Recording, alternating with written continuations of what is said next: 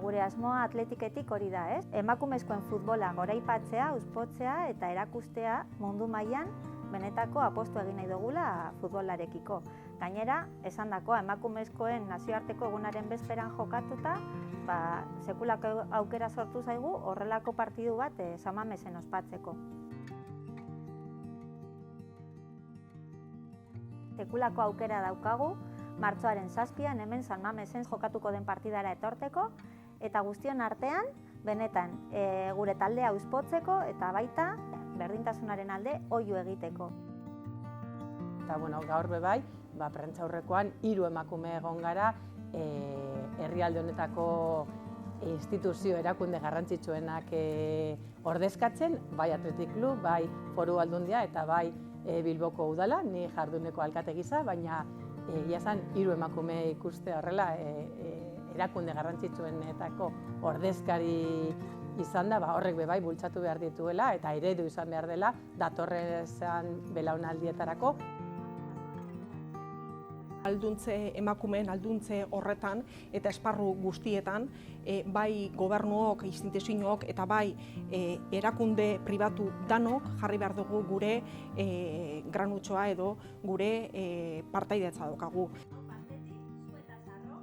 Guk daukagun konpromisoa da, Athletic dan bezala, Bizkaiko Foru Aldundia eta baita bertako administrazio eta gobernu guztiek benetako konpromisoa daukagu berdintasunaren alde.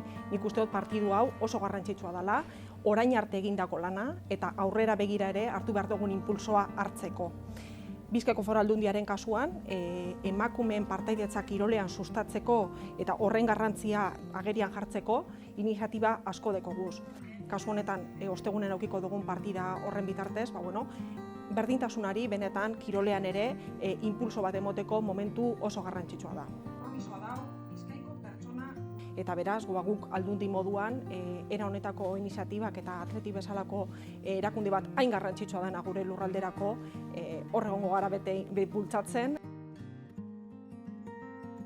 Bai, errepikatu egin behar dugu, pasadan ostegunean egindakoa, San Mames bete-beterik egon zen, pil-pilean taldea bultzatzen, eta emaitza hor dago, finalera heldu gara, mutilen partiduan, eta ia lortzen dugun bai, neskeek hurrengo fastera pasatzea, eta posiblea bada, Barça alde batera ustea, eta horretarako danon beharra dugu, danok bultzatu behar dugu.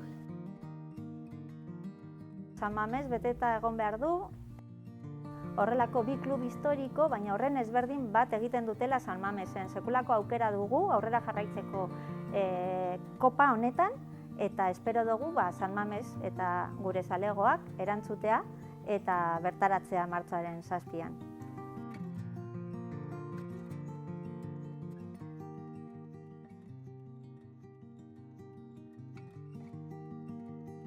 Hemen ez genuke ezebez egingo gure aintzindarik gabe.